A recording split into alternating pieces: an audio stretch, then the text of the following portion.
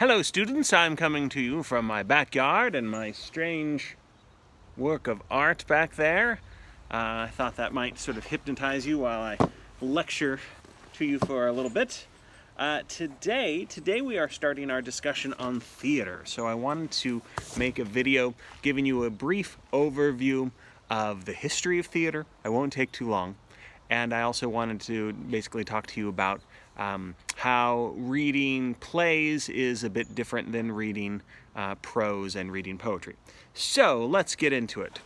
So theater, when we are reading plays, we are in a different world in the literary sense because we're not reading a complete work of art. When you read a poem, it's just you and the words, and the poet is hopefully giving you enough imagery and enough emotion so you have an artistic experience, so that you have a vicarious experience with the words of the poem.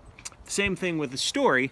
A storyteller, a novelist, a short story author, they should be giving you enough information that it's just the words. That's all you need. You listen to the words or you read the words and you can visualize everything. So there's a partnership going on.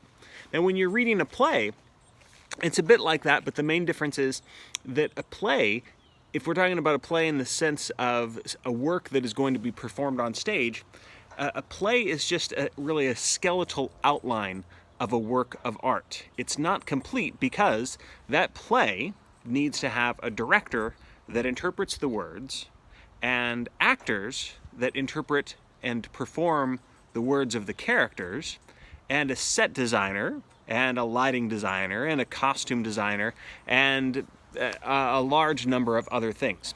So when you're reading a play, for the most part, you're reading dialogue and stage directions. So here's what you need to do. You need to crank your imagination up a few notches, because you might just be reading dialogue that you think is kind of, bland and boring, but maybe that's because you are not imagining the possibilities. Now, of course, a lot of students, when they read a play, like we're going to be reading A Doll's House by Henrik Ibsen, the student just immediately goes and watches a film version of the play, and that's not a horrible way to absorb a play, of course. But what I'd like you to try to do for this one is, before you watch A Doll's House, I'd like you to read it on your own and to imagine what you think Nora looks like and how you would, if you were the director, how would you have the actors perform these roles? In fact, that's a great way of reading plays. Imagine that you are the director. So that's my advice to you about how to read a play instead of how to just read a poem or prose. Pretend that you are the director, imagine that you are the actors, imagine that you are the costume and set and lighting designer.